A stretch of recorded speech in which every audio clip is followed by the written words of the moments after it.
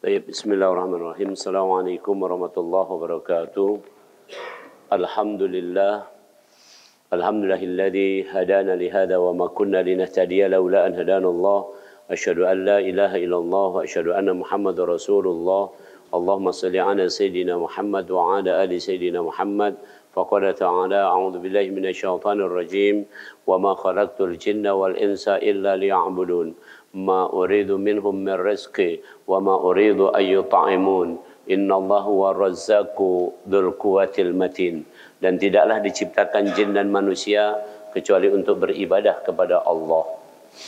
Aku tidak menginginkan mereka memberi rezeki dan aku tidak menginginkan kepada mereka untuk memberi makan kepadaku.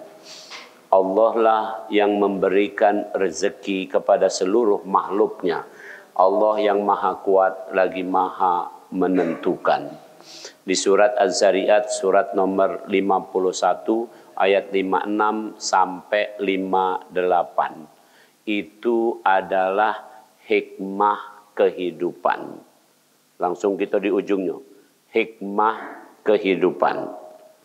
Jadi hikmah paling mendalam tadi disebut di situ. Tadi yang disinggung ada dua. Ibadah dan makan. Ibadah dan makan. Maka tema hari ini adalah kita bicara tentang misi manusia. Oke, misi manusia. Kita sederhanakan, jangan yang rumit-rumit. Oke. Misi dalam bahasa Palembang artinya gawe. Gawe. Sekarang kalau kita ditanyakan, ada apa, Cek?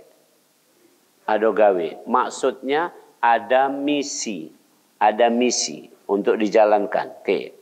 Misi manusia atau gawe manusia sepanjang hari, sepanjang pekan, sepanjang bulan, sepanjang tahun selama dia hidup, inilah misinya.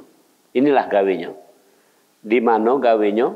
Ujung dari gawean ini adalah kita beroleh hikmah dari kehidupan. Tadi ayatnya 51 ayat 56 sampai 58. Ujungnya adalah tentang mendapat hikmah. Baik, kita urutkan. Suatu saat Nabi Ibrahim alaihissalam berdoa di Al-Quran surat Al-Baqarah surat 2 ayat 129.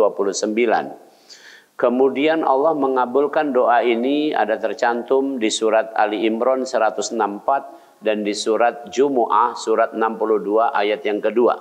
Oke. Bunyi atau inti dari doa Nabi Ibrahim ini ada tiga. Ada tiga. Isinya 4. Maka itulah ini yang disebut misi manusia, gawe manusia. Tolong kita lihat urutannya. Yang pertama, yatlu alaihim ayatih. Yatlu alaihim ayatih. Jadi gawe manusia yang pertama adalah membaca ayat-ayat Allah. Itu pekerjaan kita. Jadi kalau ditanya apa profesinya, apa gawean kita di dunia ini, mulai dari hidup sampai kakek meninggal, menjelang meninggal dunia, gawenya membaca ayat Allah. Setelah membaca ayat Allah, wa yuzakkihim, ya, membersihkan jiwa atau mencocokkan akhlak dengan ayat Allah. Pelan-pelan saya ulangi. Membersihkan jiwa atau mencocokkan akhlak, perilaku, etika, moral, adab, segala macam terserah kamu nyebutnya apa, dengan ayat Allah. Oke, itu gawe kedua. Urutan ini. Gawe pertama apa tadi? Membaca ayat-ayat Allah. Gawe kedua, ya, mencocokkan, menyelarakan akhlak dengan ayat-ayat Allah. Oke.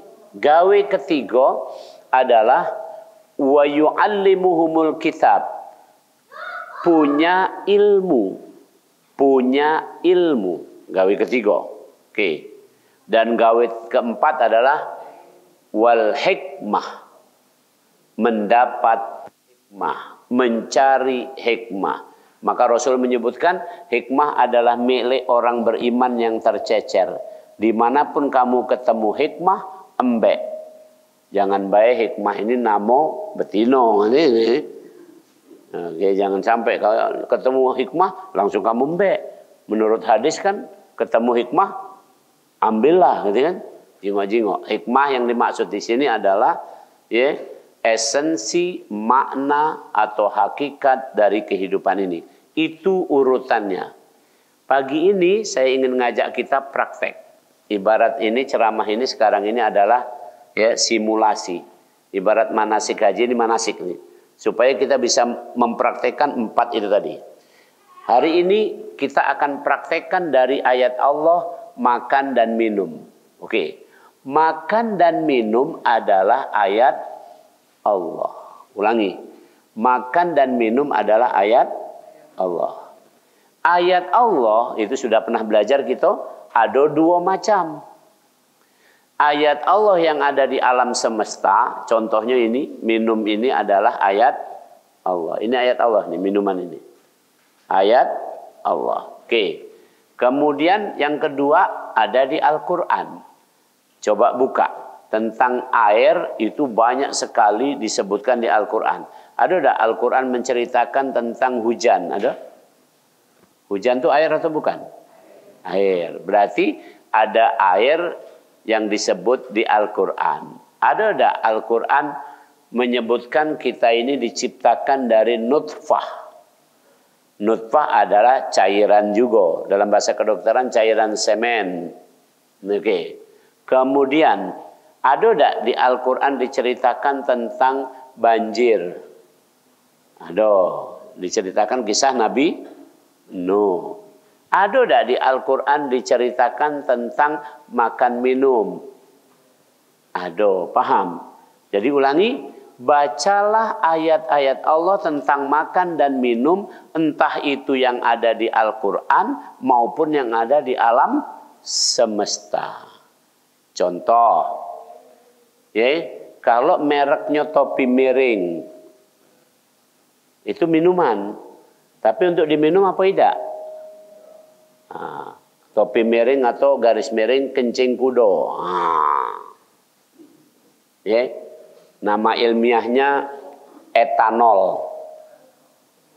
Etanol atau metil alkohol. Ya, itu seperti itu. Bukan untuk diminum, tapi untuk membasuh luka. Kan begitu. Yang luka kotor-kotor dibasuh dengan etanol. Gitu. Jadi ngerti. Ini dah lebih malah etanol dicampur oplosan, campur apa lagi gitu. Macam-macam. Akhirnya mabok mati. Ini karena tidak baca ayat Allah. Oke. Jadi ulangi, yang pertama kita mesti membaca ayat Allah. Baik itu yang ada di alam ini maupun yang ada di Al-Quran. Sekarang tentang makan minum, kita praktekkan. 1. Bapak Ibu tahu enggak yang namanya beras? Tahu ya? Oke. Tahu enggak yang namanya ubi? Ini sinianan ini kan. Oke, jangan sampai baik itu. Ini apalah barang ini kan ini. Kan enggak pernah makan ubi lagi. Makannya spaghetti terus. Oke. Bapak Ibu tahu enggak iwak? Tahu. Tapi lama-lama kalau ditanya, apa itu iwak lais, apa itu iwak apa namanya belido, kaki ribut. Apa itu iwak putak? Ini. Mulai ini. Tapi katakanlah ikan tahu. Bapak Ibu tahu enggak yang namanya misalnya ya, yang namanya misalnya belut? Tahu. Ya, bentuknya pecah ulo. Tapi itu bisa dimakan. Ulo jangan dimakan, nanti. Itu ayat Allah semua. Kita tahu air, ini ayat Allah. Oke, yang ada di alam semesta. Sekarang kita buka dalil Qur'annya, pelan-pelan. Kata Allah, dalam hal makanan itu adalah, ya ayuhan nas, kulu mimma fil ardi halalan thayyiba. Itu ayat Al-Qur'annya bunyinya begitu. Wahai manusia, makanlah makanan yang baik dan halal. Itu sudah mulai 1 ayat Allah. Jadi kita nak makan tidak sembarangan. Harus yang halal dan baik. Ada tak yang halal tak dipertimbangkan? Ada. Siapa namanya? Kambing sama sapi. Kambing sama sapi, kalau makan rumput, nanya dulu tak, ini rumput punya siapa? Ini senianan, ini senianan. Tidak kan? Kalau manusia halalan toh, thayyibah. Sebelum makan nanya dulu, ini makanan punya siapa? Diundang tak kita makan itu? Paham tak kira-kira gitu? Ini ayat Allah. Dari sini mulai kelihatan beda manusia dengan hewan. Dalam hal makan minum. Luar biasa. Nih. Yang lain lagi, minum. Di Al-Quran ada dalilnya. Di surat 21 ayat 30. Wa ja'alna minal ma' kulla syai'in hayy. Dan kami jadikan setiap makhluk hidup, terutama manusia ini, terdiri dari air. Manusia, menurut ilmu kedokteran ini, jumlah air dalam tubuh manusia 75%. Jadi ibu-ibu, kalau kita di blender, ini, manusia dimasukkan blender yang besar, deh, maka kaget ampasnya 25%, banyunya 75%. Kalau begitu kita butuh air tak? Butuh. Maka kita butuh dalam ilmu kedokteran 10 gelas sehari. 10 gelas sehari. Itu ada alasannya, kaget kita belajar.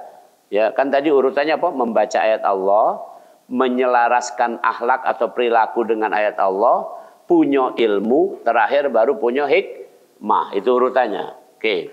Kita baru sampai membaca ayat Allah. Jadi ayat Allah tentang makanan ada tak? Tentang makanan yang thayyibah. Thayyibah itu artinya baik masaknya, baik bentuknya, baik menyajikannya. Itu thayyibah. Maka di Al-Quran saking pentingnya tentang thayyibah, ada satu surat yang namanya Maidah atau hidangan. Bayangkan di Al-Quran sampai ada ayat yang ada surat yang namanya hidangan. Wih, tidak sembarangan. Aduh kan?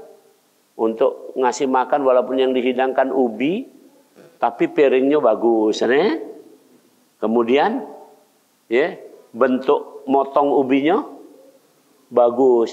Yang ngidangkan bini kita pula. Tidak ngidangkannya sambil mambu-mambu. Lah mandi, lah cantik-cantik, ngidangkan ubi. Kira-kira mak mana kalau mak itu? Keren. Ini masalahnya, kadang-kadang perempuan menghidangkan makanan untuk suaminya ala kadarnya. Sambil mambu-mambu, bentuknya tidak keruan. Akhirnya lakinya pergi ke warung.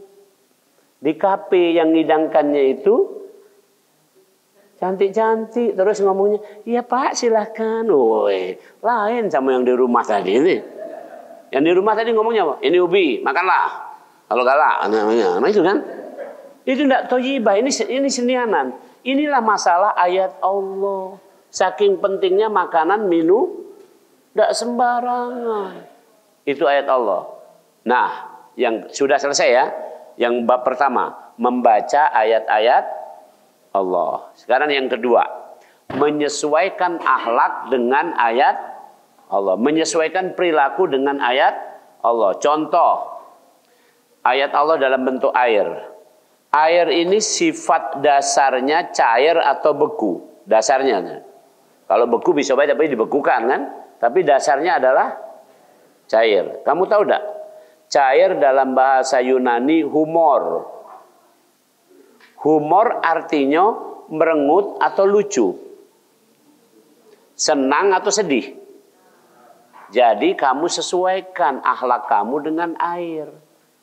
Jadi kata Rasul, wajah yang ceria, senyum adalah sedekah. Itu kalau kamu ngerti ayat Allah yang namanya air. Air sifatnya dasarnya adem atau panas. Ngapo galak kita tersinggung? Tersinggung itu adem atau panas? Maka manusia dicipta dari air. Dasar dari manusia adalah sifatnya adem, bukan gampang panas. Ada tak wong gampang marah? Emosian? Aduh. Tidak sesuai. Maka yang kedua tugas kita adalah menyesuaikan akhlak kita dengan ayat-ayat Allah. Contoh, makanan. Ini luar biasa. Makanan. Ini kita tadi kan belajar makanan minuman. Ayat Allah tentang makanan tadi ada maidah. Maidah artinya hidangan. Berarti hidangan harus bagus, benar? Contoh yang lain lagi.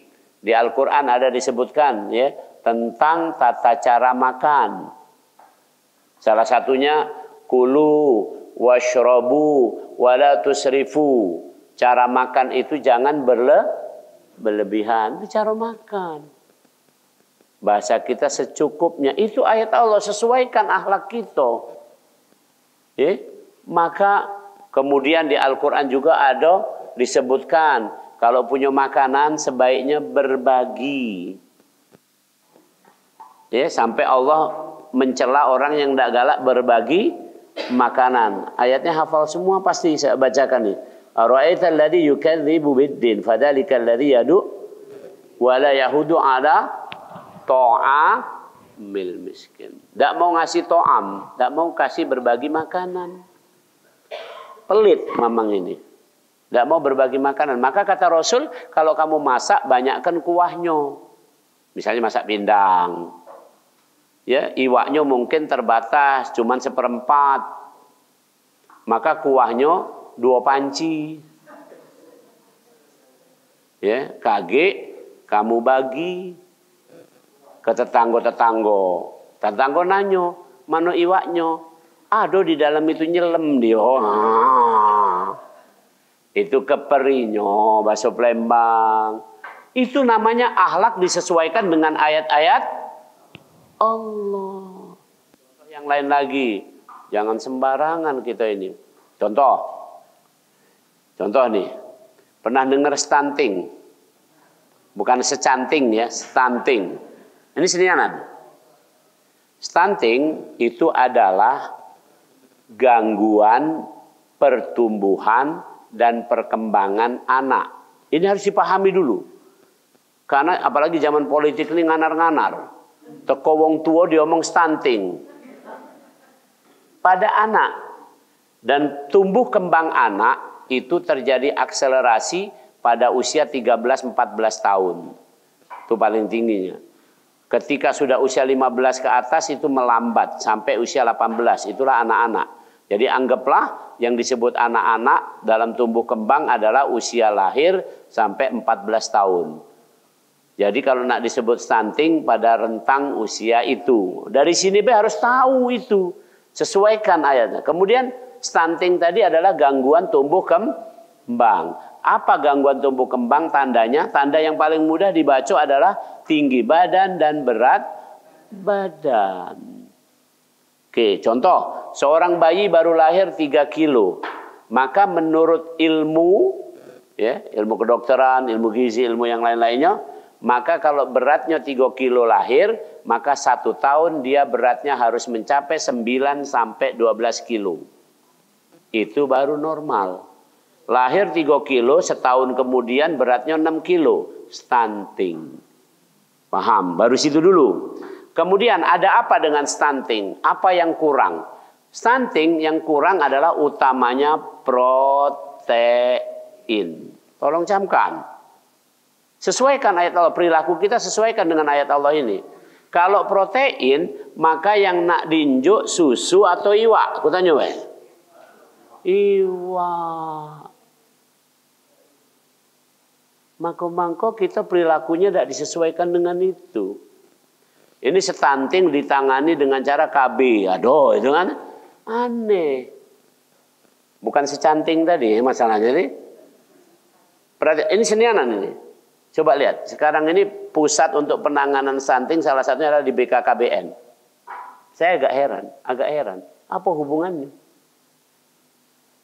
Stunting itu ringkas baiklah. Masalahnya kekurangan protein. Protein adalah iwak. Dan ini kita sedih kalau lihat. Di Indonesia ada 12 juta anak stunting. Di Sumsel ini mencapai angka ratusan ribu. 400 atau 600 ribu di Sumsel yang mengalami stunting. 465 atau berapa. Sekitar 4%-an dari jumlah nasional. Sumsel ini. Apa bahayanya stunting? Dalam jangka depan adalah gangguan pertumbuhan, itulah bahaya. Jadi anak-anaknya tidak, badannya tidak tinggi-tinggi, tidak bagus-bagus. Yang kedua bahayanya adalah kekurangan protein jangka panjang, menurunkan rata tingkat kecerdasan.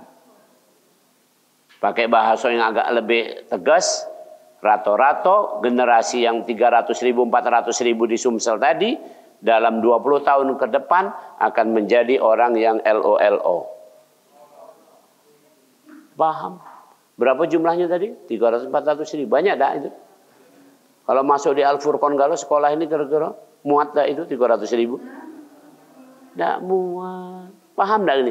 Ini masalahnya besar. Maka akhlak kita disesuaikan. Sesuaikan akhlak. Contoh yang lain lagi. Biar anget ini diskusi ini kayak gini. Sekarang gue tanya. Beras di gudang Dolok. Ini gudang Dolok sini ada gudang Dolok depan ini. Depan PTC ada kan? Di Sukatani ada juga gudang Dolok tuh. Oke.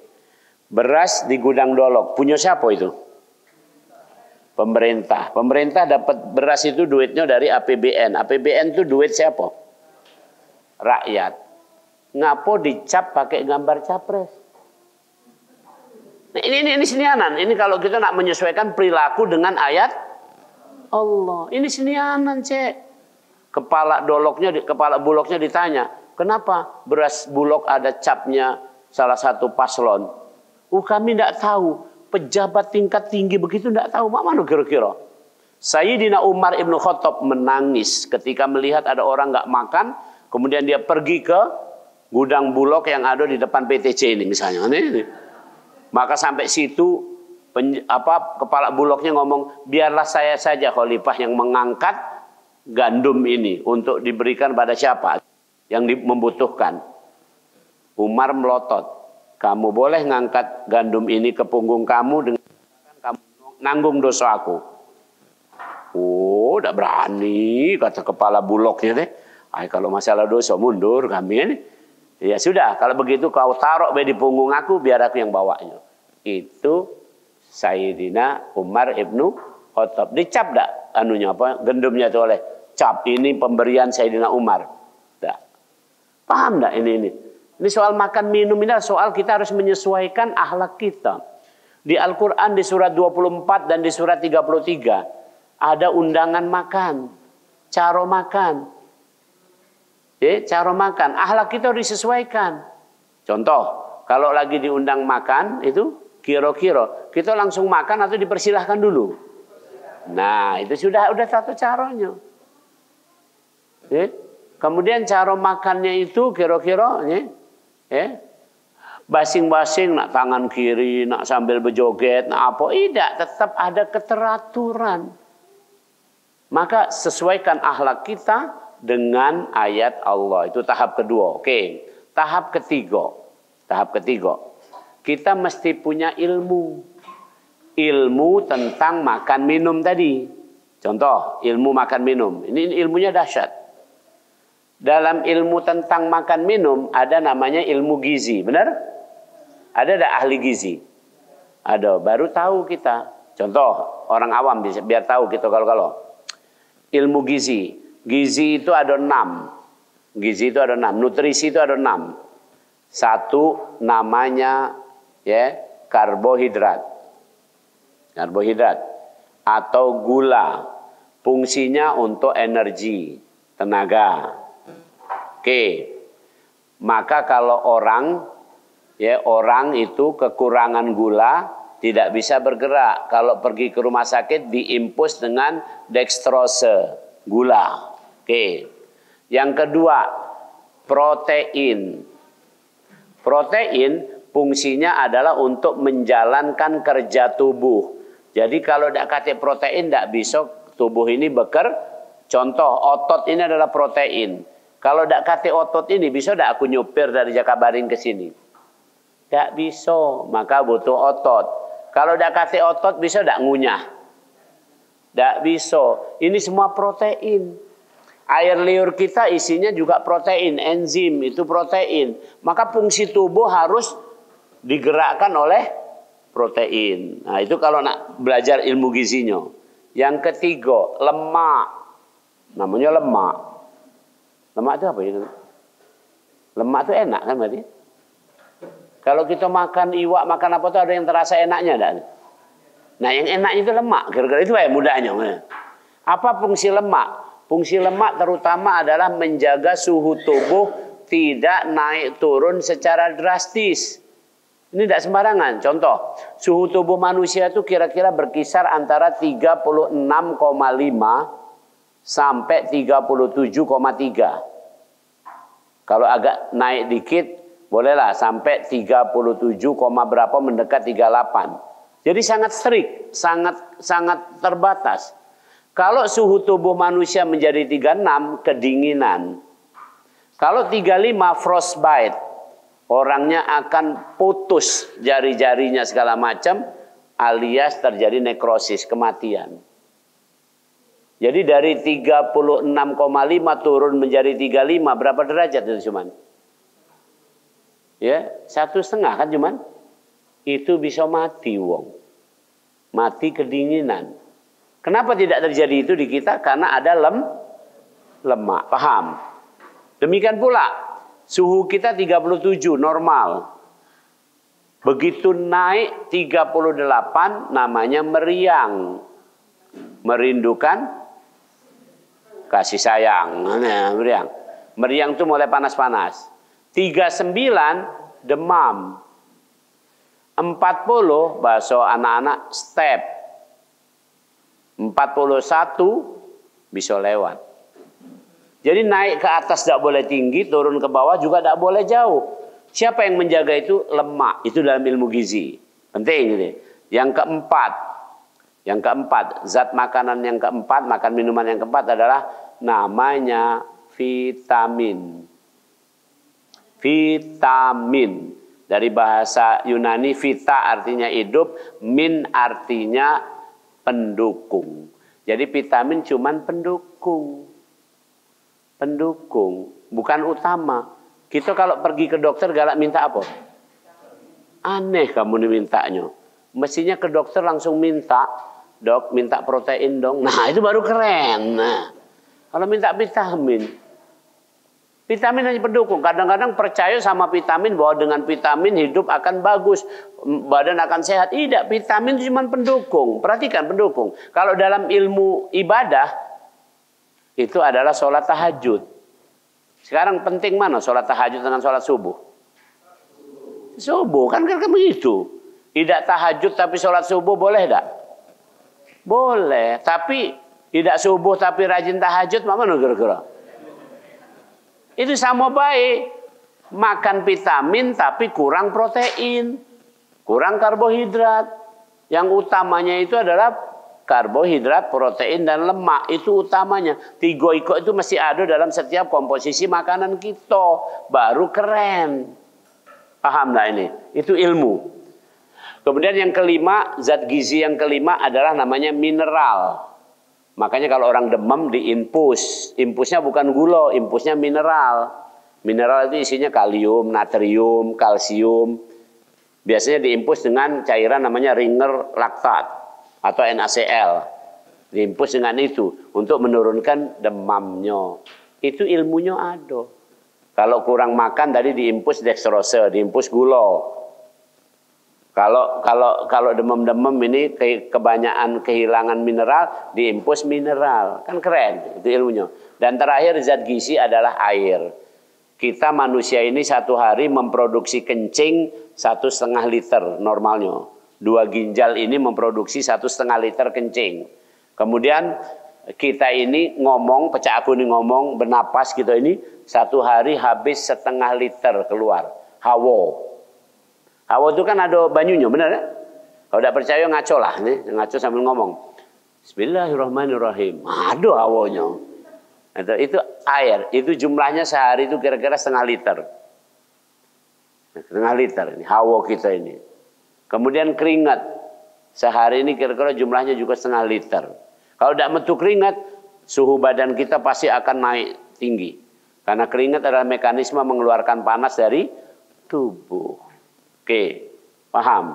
Oke. Nah, jadi intinya jumlahnya 1,5 liter kencing, 1,5 liter hawa, 1,5 liter keringat. Jumlahnya 2,5 liter. Ini isinya kira-kira 250 cc. Karena itu butuh 10 gelas. Itu ilmu. Kita harus menguasai ilmu. Jadi ulangi. Yang pertama tadi membaca ayat Allah. Yang kedua membangun akhlak. Sesuaikan akhlak dengan ayat. Yang ketiga baru punya ilmu. Inilah urutannya. Jadi punya akhlak dulu baru punya ilmu. Sekarang ini akhlak tidak punya, ilmu tidak punya. Apa yang nak diembe? Segar sama itu. Maka saya tulis di Facebook saya, di Instagram tuh kata embean. Cuman yang baca dikit, cuman tulisan aku itu kata embean itu. Saya kan selalu membaca reportnya. Tapi kalau yang bangsa agak sedikit politik banyak nih yang baca.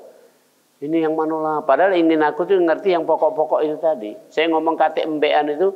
Zaman sekarang ini banyak sekali, termasuk jangan-jangan kita sudah tidak punya akhlak, tidak punya ilmu. Atau punya ilmu tapi tak punya akhlak, itu pun salah. Punya akhlak saja tidak punya ilmu, dibodohi orang. Itu zaman sekarang ini orang gila-gila luar biasa. Tadi tidak masuk akal, stunting ditangani dengan dikasih susu, nggak masuk akal. Itu namanya cuma punya akhlak tapi tidak punya ilmu. Ya Rabbi Karim, kita melo-melo, yo baik gitu kan.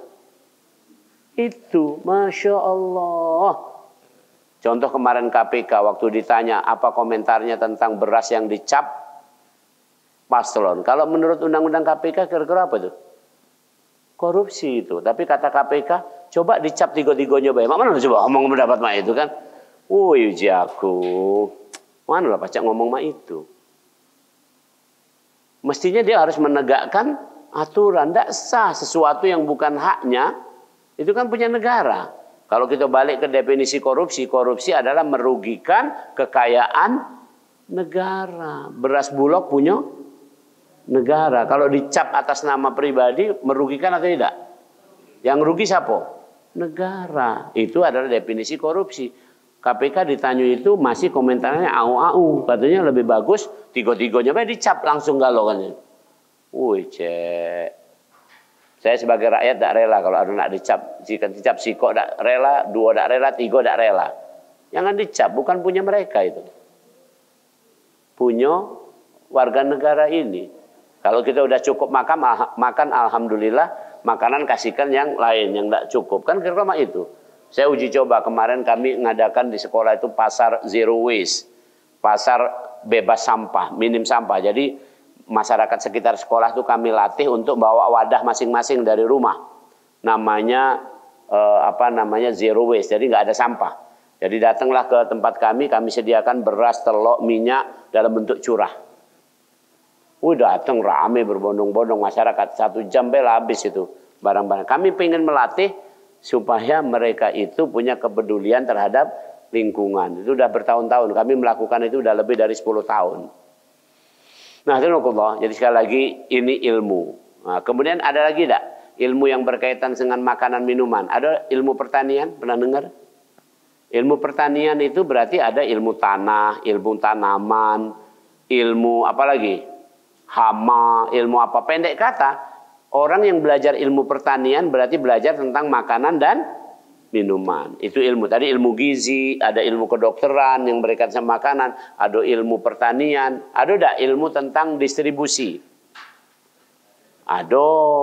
Distribusi yang besar-besaran namanya grosir, distribusi yang sekecilan namanya retail. Ya, kemudian ada ilmu tentang pergudangan. Nabi Yusuf aja ahli ilmu ini, distribusi pergudangan. Silakan baca di sejarahnya. Yang seperti itu. Ini ada ilmu, baru punya ilmu itu. Ada enggak ilmu tentang politik pangan? Ada enggak? Ada. Kalau nanam itu harus pakai politik artinya kebijakan pangan. Contoh, ya, di tanah tertentu cocoknya tanaman ini, di tanah tertentu cocoknya tanaman ini, kan main itu kira-kira. Misalnya tidak usah jauh-jauh lah sekarang ini. Rato-rato kita kenal yang namanya nanas dari mana? Bukan dari Palembang kan? Itu cocok-cocokan namanya begitu. Duren yang paling enak dari mana? Bangka. Bangka tidak seluruhnya. Duren yang terenak dari Bangka Barat. Ada 7 macam duren yang harganya di pohon itu, masih di pohon, satunya 250.000. Tidak usah jual tukang durennya itu. Yang datang orang sendiri. Saya kan dulu tinggal di sana. 7-7-nya sudah kucoba kalau. Ya duren itu. Pokoknya memang lain. Kenapa? Karena mineral di Bangka itu beda sama mineral di sini. Saya bawa bibit dari Bangka, aku tanam di Palembang. Berbuah juga, tapi lain rasanya. Itu ada di Al-Quran surat 13. Di tanah yang sama, rasa bisa berbeda. Apalagi di tanah yang berbeda, rasanya bisa berbeda. Walaupun spesiesnya sama. Itu ilmu namanya. Ilmu. Jadi kita ini harus punya kebijakan di Indonesia ini. Kebijakan tentang pangan. Dulu ada salah satu wali kota teman saya itu punya kebijakan setiap Selasa rakyat dianjurkan tidak makan beras, mengurangi konsumsi beras. Kenapa? Indeks diabetes untuk beras itu tinggi. Indeks diabetes untuk beras itu tinggi. Jadi kalau makan beras terus, makan nasi terus, kemungkinan kena diabetes itu lebih tinggi dibanding makan ubi. Maka diselingilah wali kota ini ngambil keputusan tiap hari Selasa kepada warga seluruh kota tidak dianjurkan makan beras. Makanlah ubi, jagung atau yang pokoknya bukan beras. Seperti itu ngerti ilmunya. Itu ngerti ilmunya. Oke, terakhir barulah kita dapat hikmah. Apa hikmahnya? Hikmah yang paling mudah, Be. Dari ayat yang tadi 51, 56 sampai 58. Sekarang aku tanya, Be. Manusia butuh makanan atau makanan butuh manusia? Manusia butuh makanan. Sehebat-hebat tentara, pacak nembak tak kalau tak makan 3 hari?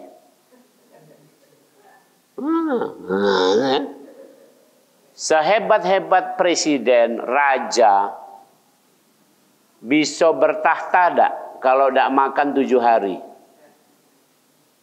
Tadi pagi saya pengajian, ada yang pingsan. Pok, rupanya apa? Lu makan. Jadi habis pengajian bela pingsan. Jangan bayar yang pingsan sekarang ini. Itu ceritanya. Jadi manusia itu butuh makan. Sehebat manusia, raja, presiden, tentara yang kuat-kuat butuh makan. Makan butuh kita? Tidak. Kita punya makanan banyak di kulkas, tidak kita makan. Tidak apa-apa kan? Ribut tak kulkasnya itu terusan. Ini sinianan saya sampaikan. Jadi menunjukkan bahwa kita ini adalah makhluk yang sebenarnya doif, lemah, tidak makan kita ini. Tapi sombongnya naudzubillah. Ngerasa cak tidak butuh makan. Bahkan ngembek makanan orang lain. Padahal dia sudah ada makanan. Benar? Ya Rabbi Karim. Saya kan pernah cerita. Saya alhamdulillah bulan kemarin sudah dapat surat dipensiunkan. Bulan kemarin. Alhamdulillah. Ditulis di situ. Dengan hak-haknya. Hak-haknya maksudnya ada gaji. Kapan ku tanya, tidak jelas. Ini SK-nya belum ada, Prof. SK lengkapnya. Oh, mah itu. Lengkapnya kemana? Tidak tahu juga, Prof. Nah, mau tuh cuma. Yang biro kepegawaian itu ku tanya itu tidak tahu juga. Sudah. Selesai. Kalau dalam konteks makanan, kan zolim itu. Saya bekerja itu kan untuk tanda kutip beli makanan untuk istri dan anak. Dan itu sudah berlangsung 6 tahun. Tapi tidak usah nak kita ribut-ribut. Hikmahnya kita butuh makanan. Maka dalam 6 tahun ini aku tetap makan enggak? Istri saya, anak saya makan enggak? Makan. Ya harus nyari rezeki di tempat lain. Begitu saja. Jangan tidak gajian di sini mati baik. Nah, tidak cocok. Tidak dapat hikmah. Maka untuk dapat hikmah kita mesti ya ingat tentang 4 langkah atau 3 langkah yang tadi. Ulangi, baca ayat Allah, sesuaikan akhlak kita dengan ayat Allah tadi, terus punya ilmu, barulah kita akan dapat hikmah. Bapak Ibu rahimakumullah, hari ini cukup sampai di sini tentang itulah misi gawe manusia. Jadi kita jangan terkesima dengan kerjaan-kerjaan, dengan momentum, dengan kejadian-kejadian yang contoh sekarang ini terfokus kita semua pada 14 Februari. Tidak. Ini 14 Februari ini hanya waktu cuman pemilu lewat begitu saja. Sementara kalau kita baca, contoh, coba baca nanti tentang kekuasaan. Kekuasaan, tolong baca. Baca baik surat Ali Imran ayat 26-27. Sangat jelas. Kekuasaan itu yang memberi Allah. Jadi nanti yang terpilih misalnya pilpres, yang terpilih itu sudah dituliskan oleh Allah. Walaupun manusia berbuat curang, nah apa segala macam, kalau kata Allah yang ini yang terpilih, terpilih. Tapi kalau kata Allah tidak juga. Berarti yang berbuat curang apakah itu benar? Tidak, cek. Ini sudah curang kalah, 2 kali rugi. Nah, kamu galak ngomong, kita ini benar, baik, tapi kalah. Tidak kalah. Tiap yang benar tidak pernah kalah. Tolong camkan. Nah, benarnya ini tadi ayat-ayat Allah. Baca ini. Maka saya tidak ngomongkan tentang personnya, orang per orangnya. Tapi saya bicara tentang kriterianya. Apa kriteria pemimpin? Kriteria pemimpin adalah disebut dalam sifat-sifat Nabi. Pernah dengar sifat Nabi? Singkatannya biar mudah, STAB. Sidik, tabligh, amanah, fatonah. Tuh. Sifat pemimpin itu masih ada 4 iko ini. Jujur, tidak bohong-bohong. Tidak bohongi rakyat. Nian-nian. Saya mohon maaf, kan di zaman-zaman sekarang ini kan, mulai dari bupati, dari mana, kadang pernah ketemu ijazah palsu, benar? Bohong enggak itu kira-kira? Sidiknya lah coret, tapi kamu masih laju-laju juga. Ini berarti kamu tidak ngerti tentang ayat-ayat Allah tadi. Ya, kemudian yang lain lagi tadi, tabligh. Tabligh artinya menyampaikan. Kalau ini punya negara, sampaikan atas nama negara. Kan seperti itu. Amanah. Kalau dikasih pekerjaan apa? Ada beban rakyat ini untuk mensejahterakan rakyat, maka sejahterakan rakyat. Tidak malah bikin kacau. Contoh, misalnya sekarang di bidang pendidikan ini saya soroti ini. Bidang pendidikan, karena saya ikut prihatin. Ini semenjak beberapa tahun terakhir ini kurikulum akhlak itu dikikis, ditiadakan. Nangis gitu. Manusia kalau kata akhlak apa bedanya sama hewan? Paham enggak kira-kira maksudnya? Nangis itu. Itu udah amanah berarti. Kita mendidik manusia bukan mendidik binatang, bukan mendidik mesin, tapi mendidik manusia yang nilai manusia bahkan di akhlak. Kata Rasulullah, "Innama bu'itsu liutammima makarimal akhlak." Saya diutus untuk membaguskan akhlak, bukan untuk membaguskan mesin-mesin, bukan untuk membaguskan perusahaan-perusahaan, tapi membaguskan akhlak. Ya Rabbi Karim. Ya, kemudian fatonah, mesti cerdas. Ini uji coba ini nanti 14 Februari ini. Uji kamu milih mana? Milih yang cerdas atau milih yang lolo? Ini dari segenap lapisan, mulai dari DPRD tingkat 1, DPRD kota, provinsi, pusat, DPD, sampai capres. Ini senianan, bukan masalah orangnya. Tolong camkan, sesuaikan dengan itu tadi. Maka pulang ke rumah pesan saya untuk Bapak Ibu sekalian, tolong habis ini kamu ganti judul tadi apa judul kita? Makan dan minum. Nanti ganti dengan kekuasaan. Kamu kaji, baca ayat-ayat tentang kekuasaan, baik di Al-Quran maupun yang ada di alam semesta ini. Misalnya lagi, kita tidak usah rumit-rumit. Bicara tentang anak. Ada dari Al-Quran ayat-ayat Allah tentang anak. Banyak, ini kan? Kemudian kita punya anak, itu ayat Allah enggak? Contoh di Al-Quran. Di Al-Quran surat 53. Yang membuat adhaka wa abaka. Yang membuat bisa menangis dan tertawa hanyalah Allah. Kita punya anak. Anak kita galak nangis enggak? Galak ketawa enggak? Berarti normal. Itu ayat Allah. Ini dia. Jadi kalau anak kita nangis jangan ringam, ini ayat Allah. Anak kita ketawa, ya kita juga jangan ringam, itu ayat Allah. Ini kan tidak. Anak nangis dikit langsung cengeng. Tidak ingat ayat Allah itu. Mestinya anak nangis dikit, oh ayat Allah ini. Ama itu. Ini senianan saya sampaikan. Baru keren. Baru keren. Dan kalau kita belajar lagi ayat Allah, menangis itu biasanya mengeluarkan apa? Air mata. Ibu-ibu, tidak ringan. Kalau air mata tidak keluar, maka terjadi sumbatan di mata, maka tekanan bola mata akan tinggi. Paham tidak ini? Air mata tidak keluar, mata akan kering, dry eye. Sebentar kemudian korneanya akan rusak dan terjadi kebutaan. Jadi soal nangis itu keren. Keren. Ya, cuman jangan nangis terus baik nih. Dikit-dikit nangis, dikit-dikit nangis nih.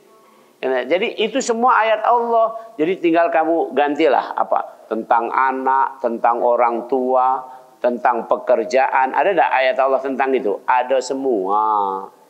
Ya, demikian benar-benar bermanfaat. Tafadhol, kalau ada yang nak ditanyakan silahkan. Hari ini kita sudah belajar misi gawe manusia adalah membaca ayat Allah, menyesuaikan akhlak dengan ayat Allah, punya ilmu, dan akhirnya mendapat hikmah. Itulah pekerjaan kita 24 jam, 7 hari, 30 hari, 365 hari, sepanjang kita masih hidup, 4 itu sibuk-sibuklah kita.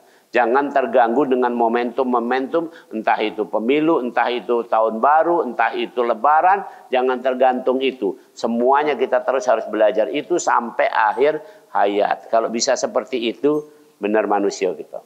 Demikian, benar-benar bermanfaat. Tafadhol. Kalau ada pertanyaan, masih ada waktu itu. Sedikit, silakan. Baik, yang ditanyakan tentang waris. Coba runut, kita pakai pelajaran hari ini. Apa tadi kita? Pertama, baca ayat Allah tentang waris jelas. Bagi waris itu yang bagus ketika masih hidup. Jangan salah. Ini dulu komentarnya. Jadi ketika kita orang tua masih hidup, itu bagilah. Jangan nunggu mati. Jangan nunggu mati. Oke. Masih hidup.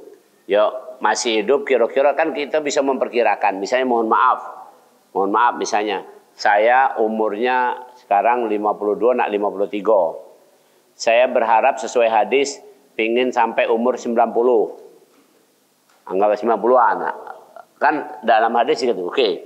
90 berapa tahun lagi? 40 tahun lagi gitu ya. Oke. Tapi kita ukur baik. Kira-kira kalau kita sudah umur 70 tahun itu masih kuawo tak? Tak kuawo lagi. Apalagi nak berjoget tak kuawo tak? Ini. Oke. 70 tahun. Maka saya dari sekarang sudah sampaikan. Kebetulan harta kami juga tidak banyak. Ya, kalau dalam bentuk aset cukup banyak sebenarnya. Punya sekolahan itu 1,2 hektar di tengah kota mah itu kan mahal. Tapi apa yang terjadi? Sekarang ini saya sudah data semua. Saya punya lahan lagi juga. Kami punya lahan di Jakabaring itu ada di Tegal Binangun ada 6.000 meter. Jadi total 1,8 itu. Itulah yang harta kami. Kalau rumah tidak kati. Nah, itu saya sudah sampaikan sama istri dan anak-anak bahwa seluruh harta ini, tanah ini diwakafkan. Jadi tidak kati warisan kamu untuk ini. Itu masih hidup kan? Sekarang masih kayak gini kan? Adapun kebutuhan kalian sekarang ini untuk sekolah, untuk apa segala macam, ini kita cukupi. Saya berusaha untuk mencukupi itu. Nah, kalau pajak bagi waris cuma itu. Kalau nak dibagi sudah dan dibagi tadi. Wakaf kan berarti tidak boleh dibagi, benar? Walaupun yang ngurus wakaf itu anak-anak saya juga nanti. Tapi tidak boleh dimiliki, dimanfaatkan boleh. Jadi Al-Qur'annya jelas. Pahami dulu, baca ayat Allah, bagian laki-laki 2 kali ketimbang perempuan. Baginya waktu masih hidup. Kemudian orang tua atau yang mau meninggalkan warisan boleh mengambil dulu 1/3 maksimal untuk wasiat. Jadi misalnya punya harta 100 miliar. Misalnya. Maka boleh dia menuliskan dulu 30 miliar disingkirkan dulu.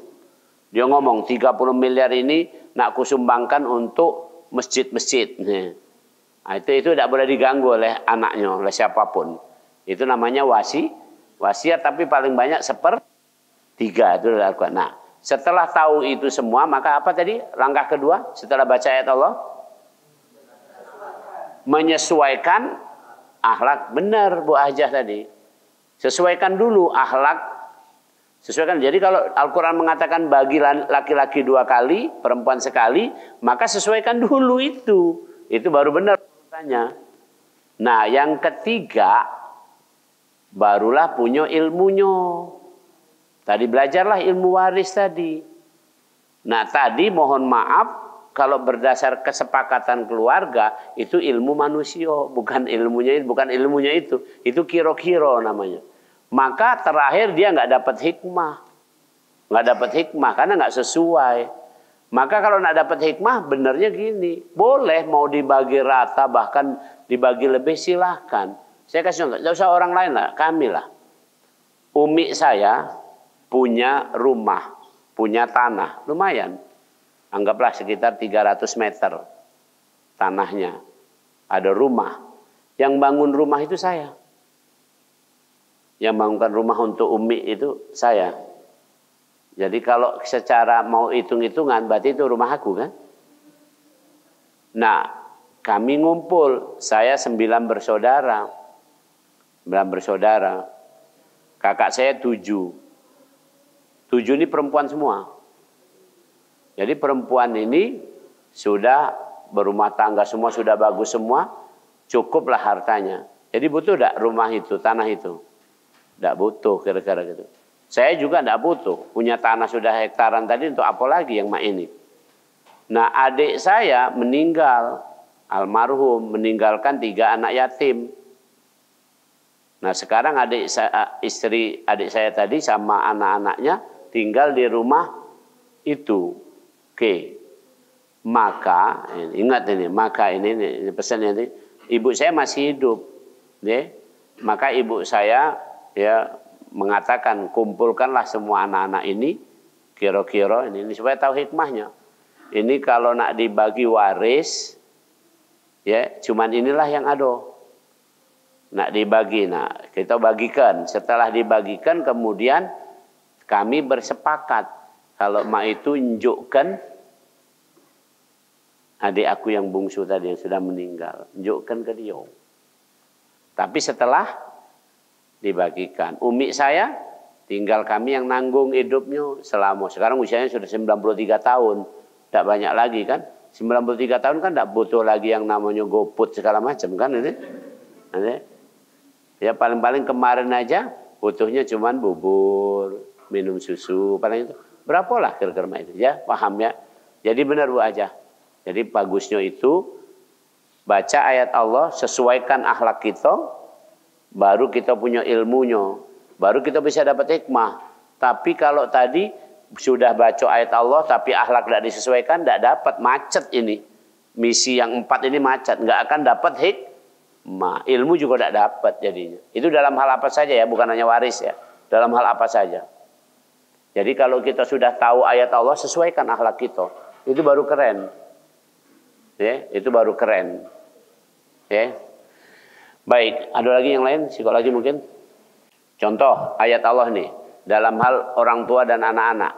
Sekarang, suami dan istri itu orang lain atau bukan? Orang lain. Jadi kadang-kadang kalau suami sakit, istri kurang empati. Wajar. Itu ayat Allah itu. Istri sakit, suami tidak perlu ngurus. Ada tidak? Kejadian mak itu? Bukan di sini. Ada.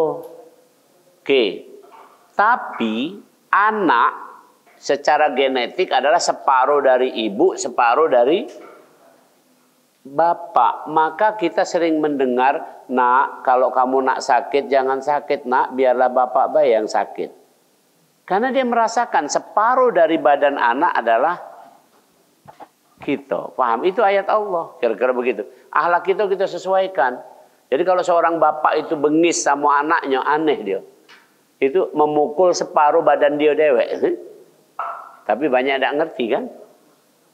Anak ditempelengi terus. Itu seolah-olah dia menempeleng dirinya dewek. Gitu.